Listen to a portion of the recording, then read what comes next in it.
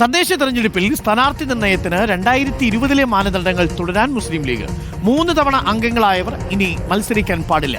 യുവതി യുവാക്കൾക്ക് പ്രാമുഖ്യം നൽകണം. 30% പുതുമുഖങ്ങൾക്ക് അവസരം നൽകണം തുടങ്ങിയ മാനദണ്ഡങ്ങൾ ഇത്തവണയും പാലിക്കും.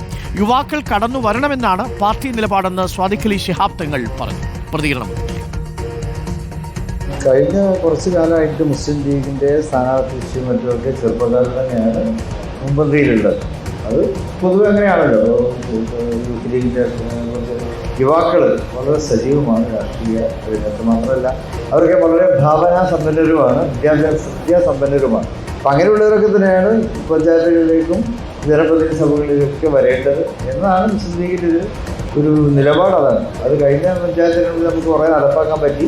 അത് തന്നെ തുടർന്ന് പോയാൽ മതി എന്ന് തന്നെയാണ്. അതിൽ മാറ്റത്തിനൊന്നും സാധ്യതയില്ല. അഷ്കർ അലി കരിമ്പ ചേരുന്നുണ്ട്. അഷ്കർ അലി കരിമ്പ, എന്തായാലും തദ്ദേശ തെരഞ്ഞെടുപ്പിന് ഒരുങ്ങുമ്പോൾ മാനദണ്ഡങ്ങളിൽ മാറ്റമില്ല, പുതുമുഖങ്ങൾക്ക് കൂടുതൽ പ്രാധാന്യം നൽകും എന്നാണോ ലീഗ് തീരുമാനം? അഷ്കർ: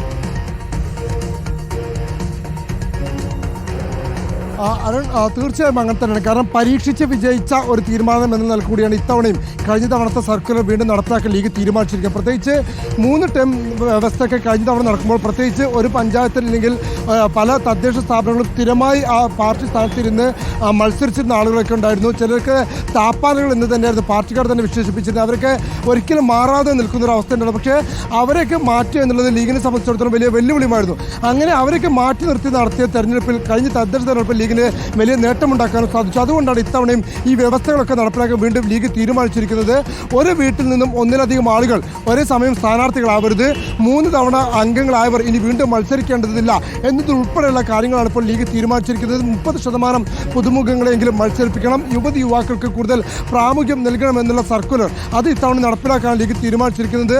അരുൺ, പക്ഷത്തിൽ ഏറ്റവും നിർണായക കാര്യം എന്ന് പറയുന്നത് ഇത് 2026 നിയമസഭാ തെരഞ്ഞെടുപ്പ് കൂടിയുമായി ഇത് ചേർത്ത് വെക്കേണ്ടതുണ്ട്.